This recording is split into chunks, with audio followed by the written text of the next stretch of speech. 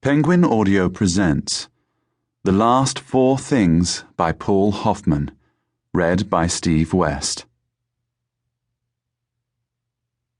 Give me a dozen healthy infants, well-formed, and my own specific world to bring them up in, and I'll guarantee to take anyone at random and train him to become any type of specialist I might select: a doctor, lawyer, artist, merchant chief, and, yes, even into a beggarman and thief, regardless of his talents, penchants, tendencies, abilities, vocations, and race of his ancestors.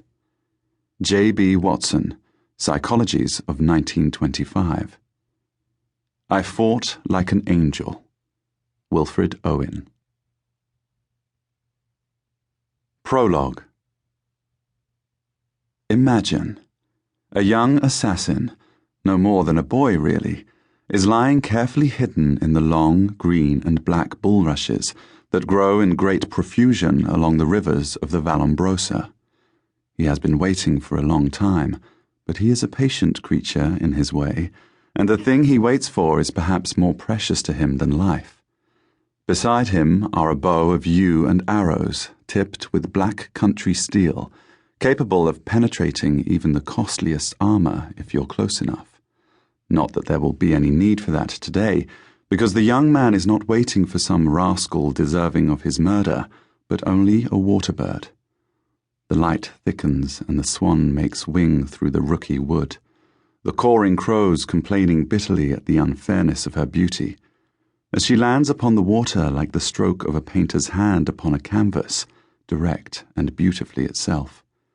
She swims with all the elegance for which her kind is famous, though you will never have seen movement quite so graceful in such still and smoky air on such steeple-grey water.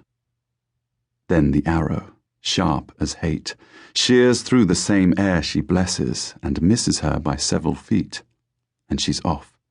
Web strength along with her grace convey her whiteness back into the air and away to safety.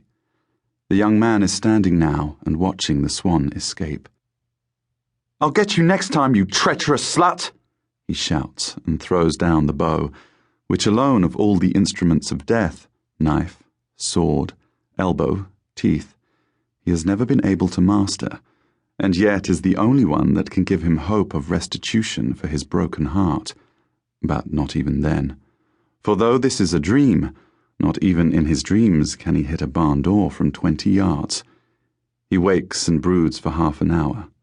Real life is careful of the sensitivities of desperados, but even the greatest scourge, and Thomas Cale is certainly one of those, can be mocked with impunity in his nightmares.